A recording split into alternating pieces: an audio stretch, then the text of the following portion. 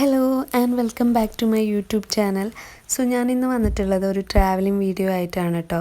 ഇത്തവണത്തെ ഓണം വെക്കേഷന് ഒരു കുഞ്ഞ് ട്രിപ്പ് പോകാൻ ഞങ്ങൾ പ്ലാൻ ചെയ്തു. ഞങ്ങൾ കൂർഗിലോട്ട് പോകാനാണ് തീരുമാനിച്ചത്. കോഴിക്കോട് കണ്ണൂർ വഴി കൂർഗിലോട്ട്. സോ നമ്മൾ ആദ്യം പോകുന്നത് കണ്ണൂരുള്ള പറശ്ശിനിക്കടവ് മുത്തപ്പൻ്റെ ക്ഷേത്രത്തിലേക്കാണ്. ഞാൻ ആദ്യമായിട്ടാണ് പറശ്ശിനിക്കടവ് മുത്തപ്പൻ്റെ ക്ഷേത്രത്തിലേക്ക് പോകാൻ പോകുന്നത്. ഒരുപാട് കേട്ടിട്ടുണ്ട് ക്ഷേത്രത്തിനെ കുറിച്ചിട്ട്. സോ ഞങ്ങൾ രാവിലെ ഏകദേശം ഒരു 4:30 ആകുമ്പോഴത്തേനും വീട്ടിൽ നിന്ന് ഇറങ്ങിയിട്ടോ. ഏകദേശം ഒരു 7-7:30 ആകുമ്പോഴത്തേനും നമ്മൾ കോഴിക്കോട് ഓൾമോസ്റ്റ് കവർ ചെയ്തു. കോഴിക്കോട് നിന്നായിരുന്നു നമ്മൾ ബ്രേക്ക്ഫാസ്റ്റൊക്കെ കഴിച്ചത് കേട്ടോ. അങ്ങനെ നമ്മൾ കണ്ണൂരോട്ട് പോവുകയാണ്. പോകുന്ന വഴി കാണുന്ന കാഴ്ചകളാണ് ഇതൊക്കെ. അടിപൊളി വ്യൂ ആയിരുന്നു. നമ്മൾ കണ്ണൂർ ജില്ലയിലേക്ക് വരികയാണെന്നുണ്ടെങ്കിൽ തീർച്ചയായും പോയി കാണേണ്ട ഒരു ക്ഷേത്രം തന്നെയാണ് കേട്ടോ പറശ്ശിനിക്കടവ് മുത്തപ്പൻ്റെ ക്ഷേത്രം. അപ്പോൾ നമ്മളിനി ചെല്ലാൻ പോകുന്നത് വാരാങ്കടവ് പാലത്തിലോട്ടാണ് കേട്ടോ. ഈ പാലത്തിൻ്റെ 2 സൈഡിലും കാണാൻ നല്ല രസമുണ്ടായിരുന്നു. ഇവിടെ നിന്ന് നോക്കുമ്പോഴുള്ള വ്യൂ അടിപൊളിയായിരുന്നു. സോ ഞാൻ കുറച്ചധികം വീഡിയോസ് തന്നെ എടുത്തു.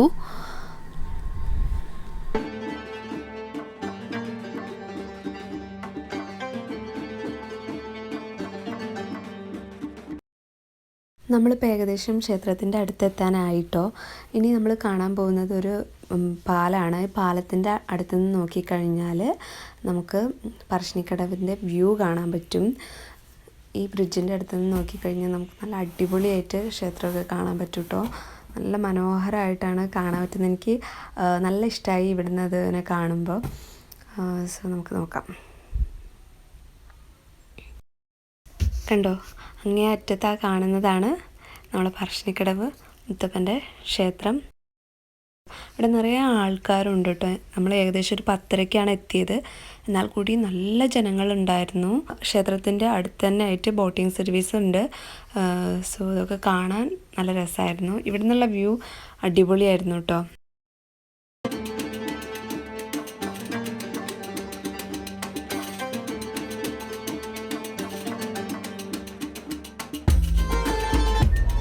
നമ്മൾ പറശ്ശിനിക്കടവ് മുത്തപ്പൻ്റെ ക്ഷേത്രത്തിൽ എത്തിയിട്ടോ. ക്ഷേത്രത്തിൻ്റെ പുറകുവശത്തുള്ള കാഴ്ചകളാണിതൊക്കെ.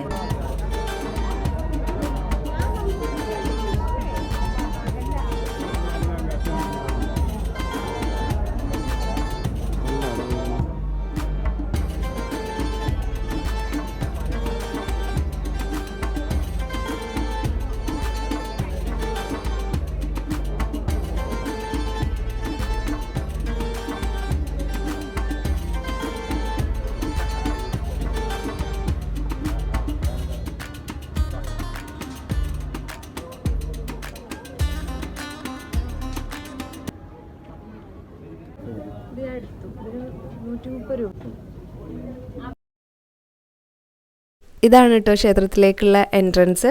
നമ്മളിവിടെ 10:30 ആ ഒരു ടൈമിലാണ് എത്തിയത്. എന്നാൽ കൂടി നല്ല തിരക്കുണ്ടായിരുന്നു.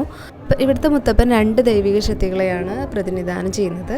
ചന്ദ്രകല കിരീടം ധരിച്ച് പരമശിവനെയും മത്സ്യരൂപമുള്ള കിരീടം ധരിച്ച് മഹാവിഷ്ണുവിനെയാണ് പ്രതിനിധാനം ചെയ്യുന്നത്. തെയ്യക്കോലം കിട്ടിയ മുത്തപ്പനോട് നേരിട്ട് കാര്യങ്ങൾ പറഞ്ഞാൽ ആശ്വാസം ലഭിക്കുന്നതാണ് കേട്ടോ ഇവിടുത്തുകാരുടെ വിശ്വാസം.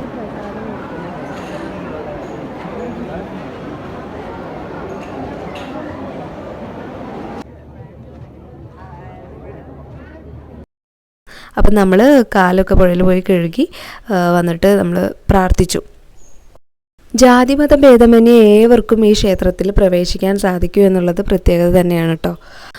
തിരക്കുണ്ടെങ്കിൽ കൂടി നമുക്ക് വേഗം തൊഴുത് വരാൻ പറ്റി. ഒരുപാട് നേരം ക്യൂവിൽ നിന്നിട്ട് ബുദ്ധിമുട്ടേണ്ട ആവശ്യമൊന്നും ഉണ്ടായിട്ടില്ല. വിശക്കുന്ന ആൾക്കാർക്ക് ഇവിടെ ഏത് സമയം വന്നാലും ഇവിടുത്തെ മടപ്പുരയിൽ ഭക്ഷണം ഉണ്ടായിരിക്കും.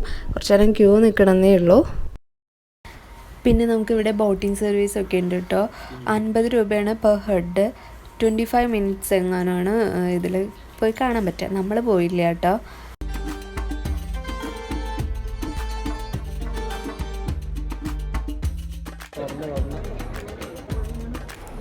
അങ്ങനെ നമ്മൾ ക്ഷേത്ര ദർശനം കഴിഞ്ഞ് വേഗം പുറത്തേക്ക് പോന്നു. നമുക്ക് വൈകുന്നേരം ആകുമ്പോഴത്തേനും കർണാടകയിൽ എത്തണം. അതുകൊണ്ട് നമ്മൾ വേഗം ഇറങ്ങി കേട്ടോ അവിടുന്ന്. നമ്മൾക്ക് ഇരിട്ടി പെരുവമ്പറമ്പ് ആ ഒരു സ്ഥലത്തെത്തിയപ്പോൾ ഹോട്ടൽ അനോനയിൽ നിന്ന് നമ്മൾ ഭക്ഷണം കഴിച്ചു. ഭക്ഷണം നല്ല ഹോംലി ഫുഡായിരുന്നു. നല്ല ടേസ്റ്റ് ഉണ്ടായിരുന്നു. ഇവിടെ ഒരു ചേച്ചിയും ചേട്ടനും കൂടി നടത്തുന്നൊരു ഹോട്ടലായിരുന്നു ഇത്.